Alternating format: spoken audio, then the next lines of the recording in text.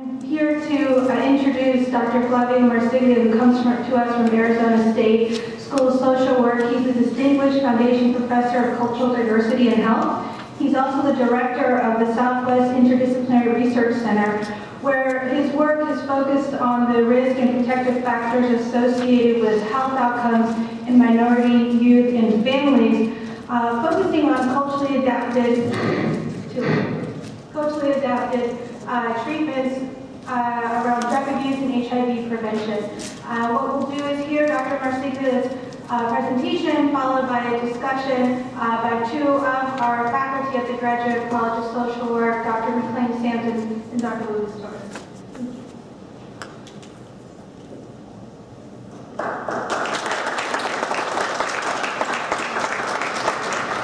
Thank you very much for the introduction. Well, this is supposed to be about culture. We are having lunch, and we were really culturally specific. We will be taking a nap or a siesta. Instead of a siesta, you're getting me. Then I will try to keep you awake. And I talk about also about a topic that is very close to my heart and my professional career. I have been in Arizona for many years now, but I'm learning every day about culture and what culture means in that part of the country that is not that far away from Texas, but it is very different from Texas than another parts of the country. Before I start with my presentation, I always like to give thanks to those who make our work possible. NIH, I also Arizona State, our community partners. And I want to acknowledge also our community advisory board. Without them, our work would not be possible. Today we will talk about what do we mean about cultural adaptation? Why do we need cultural adaptation? Do we need cultural adaptation?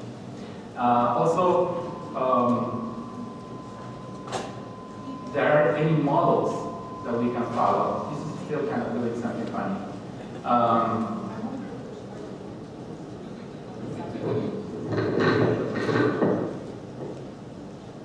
And I believe that with many other aspects of our work, the science is evolving. Then there is an emerging science of cultural adaptation. And at least I want for us to move the process along and continue the dialogue. I think we all have been speaking about being culturally competent for a long time now. It's not a new concept. And I think it's the ethical thing to do. We have, I think, some consensus in our field. And social work has been taking the lead as a profession. And I think it's something that we have to be proud of in terms of cultural competency. We have not done this journey alone. We have done it with many other colleagues from many other professions. But I would like to say that also we have done this journey with community. We don't do cultural competent social work for community, we do it with community. And I think when we talk about cultural adaptation, it should be the same way. The experts are not the professionals in this case, are the people we work with. Also, it's an ethical imperative because we want to get the results that our communities deserve and need. Then we know that by the evidence we have so far, by culturally adapting evidence-based interventions, we know that we get better results. Then people benefit more and better from the interventions. And also, why do we do cultural adaptation is because it's a way of checking ourselves as professionals. We don't want to be parachuters that just arrive in a community with an intervention and be historical Like in Arizona, we have 21 American Indian nations. They have been there for thousands of years, and they have gone through a lot as a people, including genocide.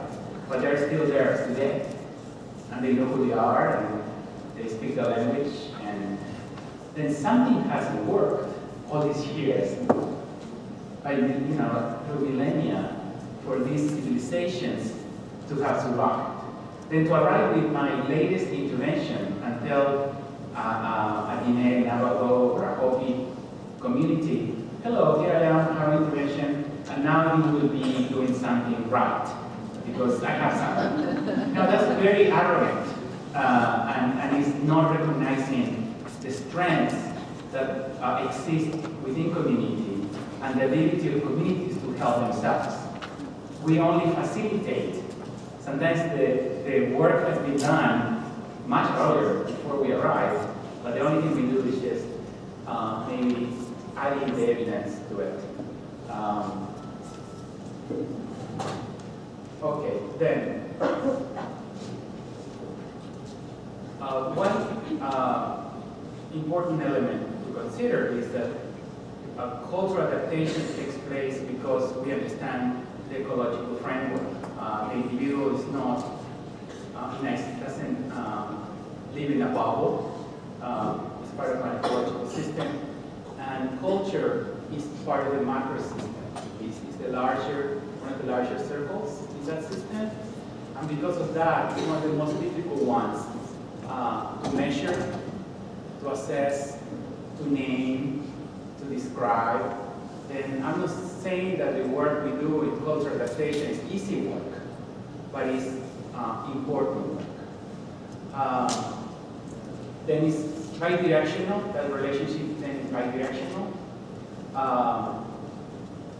Is the client, customer, whatever, partner, whatever term we use, and the social worker together that agree on something, what is needed, or if something needs to change. And also takes place within agencies, within communities, within a city. Context is key. And also we recognize that there is a lot of diversity within cultures, and people change within cultures, like in the Southwest, in Texas, Arizona, many other states in this part of the country, and all over the country. Acculturation is a big factor that we all study. Then, although maybe parents and children may identify themselves as Mexican-American, we may find big differences within that family. Within one family, we find big differences. Can you imagine the difference we find within communities or neighborhoods?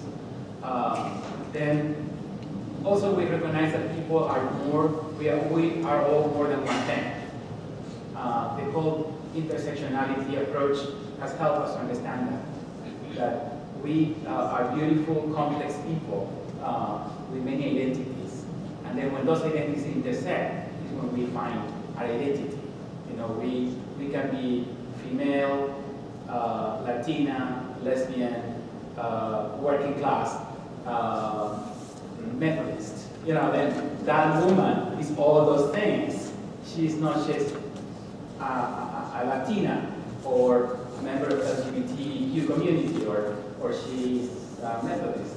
She's all. She's a woman. She can be a mother. She can be a partner. All those things come together, and then that's what culture is. It's more than one variable. Then what we do with these evidence-based interventions is we heard this morning from the two wonderful speakers and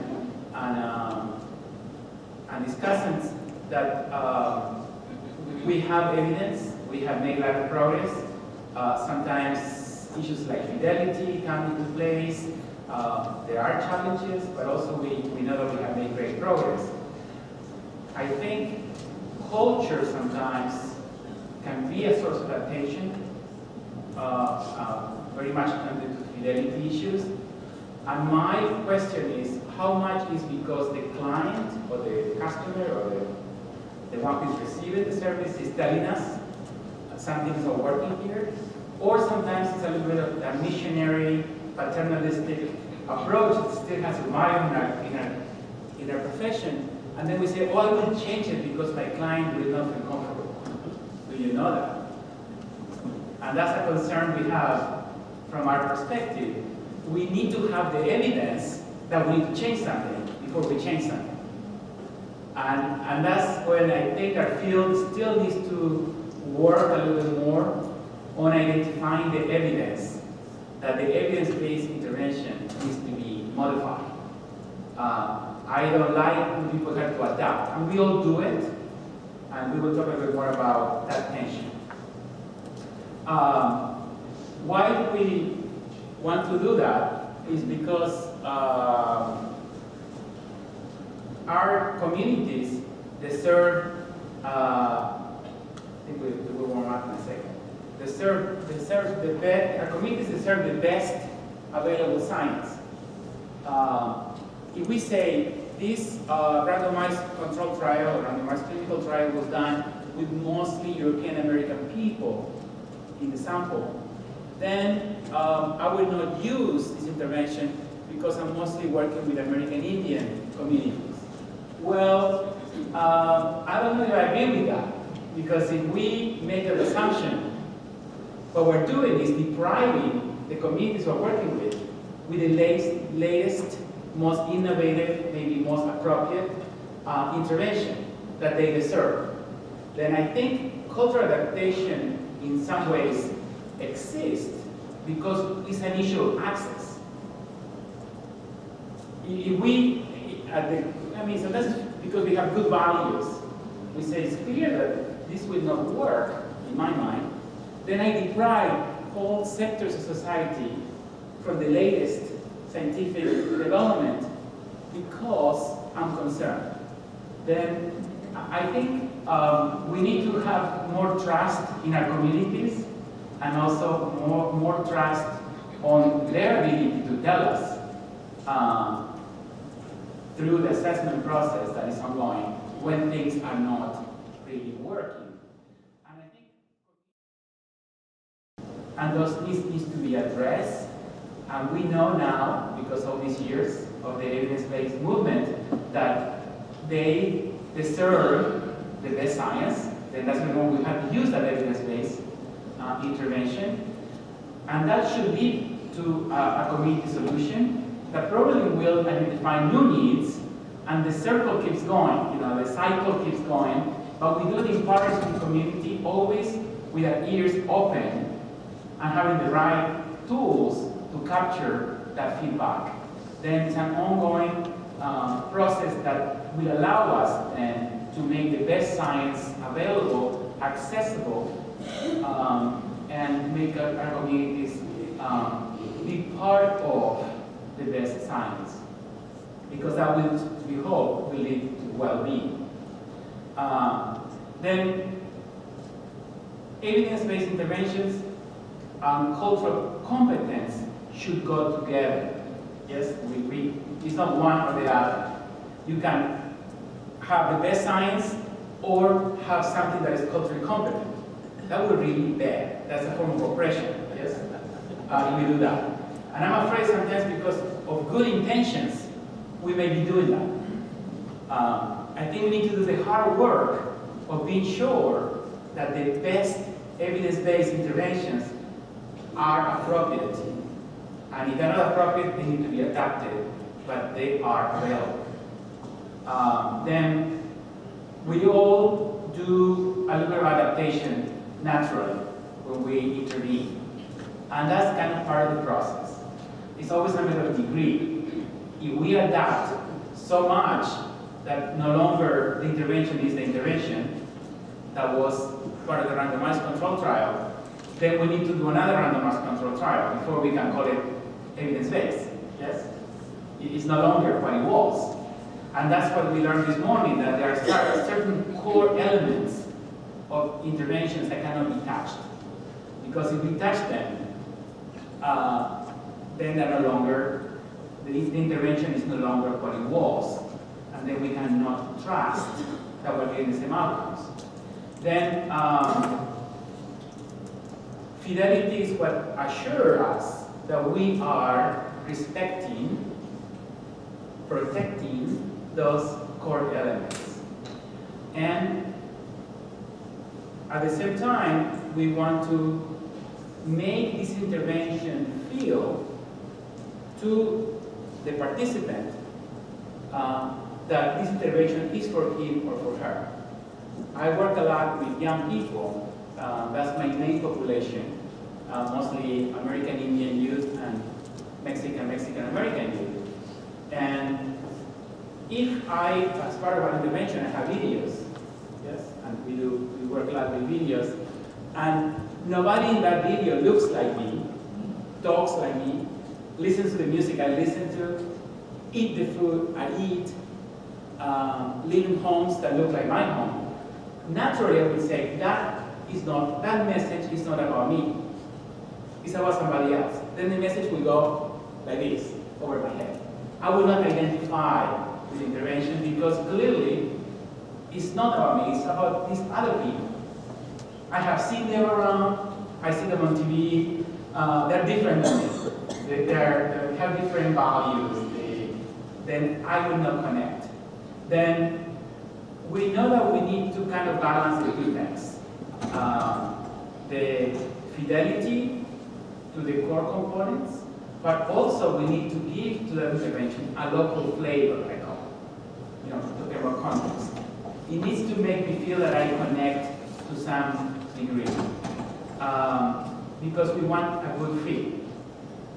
In the old days, we talk about universal, the same size fits all. We know that that's not the case. But there may be interventions that are very flexible and very generous in their approach, that they're very useful with many communities and very easy to implement across many different identities. Then that's the reason why we need to understand better what is adaptation. And one possible definition is that can be deliberate or can be accidental modifications. We delete or we add components. We change the nature of the components. We change the way in which the intervention is administered. And we make modifications to the cultural modifications to the program. That kind of puts a lot of stuff into one definition. We hope that the adaptations we do are not just accidental, but are systematic.